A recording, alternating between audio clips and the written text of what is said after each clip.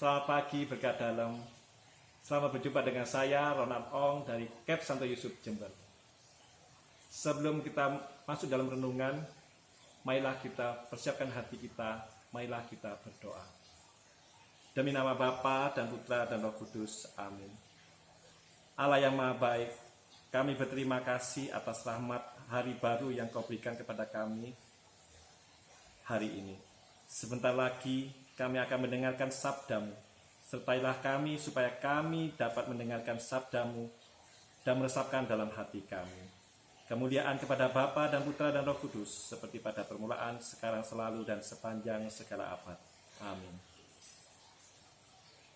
Bacaan hari ini kita ambil dari Lukas 8 ayat 4-15. Ketika orang banyak berbondong-bondong datang, yaitu orang yang dari kota ke kota menggabungkan diri pada Yesus, berkatalah ia dalam suatu perumpamaan. Adalah seorang penabur keluar untuk menaburkan benihnya. Pada waktu ia menabur, sebagian benih itu jatuh di pinggir jalan, lalu diinjak orang dan burung-burung di udara memakannya sampai habis. Sebagian jatuh di tanah yang berbatu-batu, dan setelah tumbuh ia menjadi kering karena tidak mendapatkan air. Sebagian lagi jatuh di tengah semak duri, dan semak itu tumbuh bersama-sama dan menghimpit sampai mati. Dan sebagian jatuh di tanah yang baik, dan setelah tumbuh berbuah 100 kali lipat. Setelah berkata demikian, Yesus berseru, "Siapa mempunyai telinga untuk mendengar, hendaklah ia mendengar." Murid-muridnya bertanya kepadanya, "Apa maksud perumpamaan itu?" Lalu ia menjawab, "Kepadamu diberi karunia untuk mengetahui rahasia kerajaan Allah. Tapi kepada orang-orang lain, hal itu diberitakan dalam perumpamaan, supaya sekalipun memandang, mereka tidak melihat, dan sekalipun mendengar, mereka tidak mengerti." Inilah arti perumpamaan itu. Benih itu ialah firman Allah. Yang jatuh di pinggir jalan ialah orang yang telah mendengar, kemudian datanglah iblis lalu mengambil firman itu dari dalam hati mereka, supaya mereka jangan percaya dan diselamatkan. Yang jatuh di tanah yang berbatu-batu ialah orang yang setelah mendengar firman itu menerimanya dengan gembira, tetapi mereka tidak berakar. Mereka percaya sebentar saja, dalam masa percobaan mereka murtad. Yang jatuh dalam semak duri ialah orang yang telah mendengar firman itu, dan dalam pertumbuhan selanjutnya mereka terhimpit oleh kekhawatiran dan kekayaan dan kenikmatan hidup, sehingga mereka tidak menghasilkan buah yang matang. Yang jatuh di tanah ialah orang yang baik, dan setelah mendengar firman itu menyimpannya dalam hati yang baik dan mengeluarkan buah dalam ketekunan. Demikianlah firman Tuhan. Saudara-saudara yang terkasih, seperti yang kita dengar tadi dalam firman Tuhan, dikatakan bahwa Tuhan sendiri memberikan benih firman-Nya ke dalam hati kita. Kita setiap pribadi menerima benih yang sama. Tetapi sekarang tergantung kita. Tergantung kita untuk mempersiapkan hati kita. Apakah kita mempersiapkan hati kita dengan batu, dengan tanah yang tandus, tanah yang penuh dengan semak duri, ataukah tanah yang subur? Itu semua tergantung kita. Pada masa pandemi, sebelum masa pandemi, mungkin mudah bagi kita untuk memelihara hati kita, memelihara benih-benih firman dalam hati kita.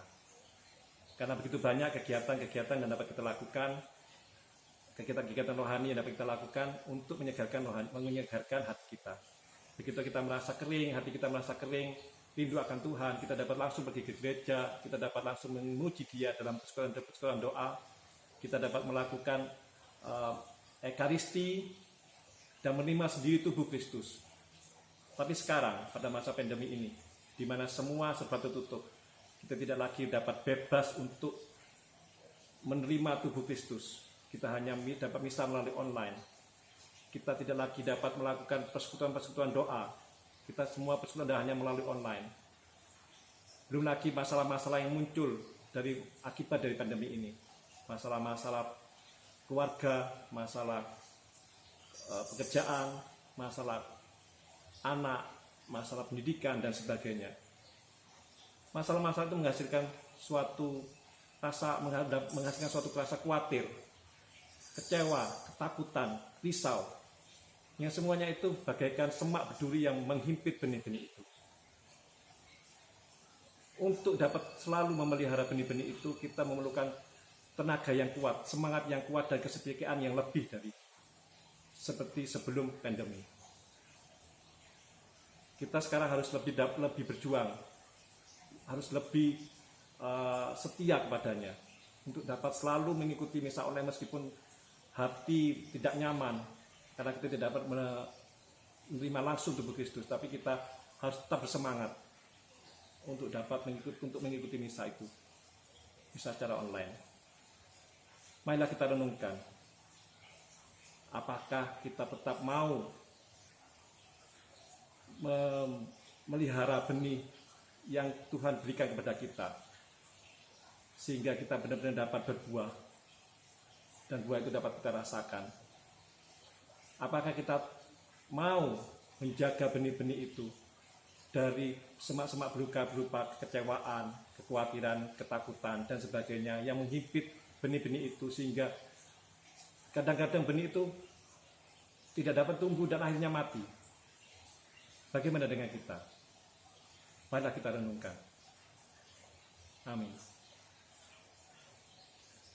Bapa yang Maha Kuasa, Engkau telah memberikan benih sabda-Mu kepada kami. Berilah kami rahmat-Mu, supaya kami dapat selalu menjaga kesuburan hati kami, dan menjaga benih-benih yang tumbuh dalam hati kami, dari semak-semak belukar yang mengganggu benih-benih itu, sesuai dengan kehendak-Mu, sehingga kami semua dapat berbuah, dan dapat kami rasakan buahnya, dan kami bagikan kepada orang lain. Kemuliaan kepada Bapa dan Putra dan Roh Kudus, seperti pada permulaan, sekarang, selalu, dan sepanjang segala abad. Amin. Demi nama Bapa dan Putra dan Roh Kudus. Amin. Terima kasih.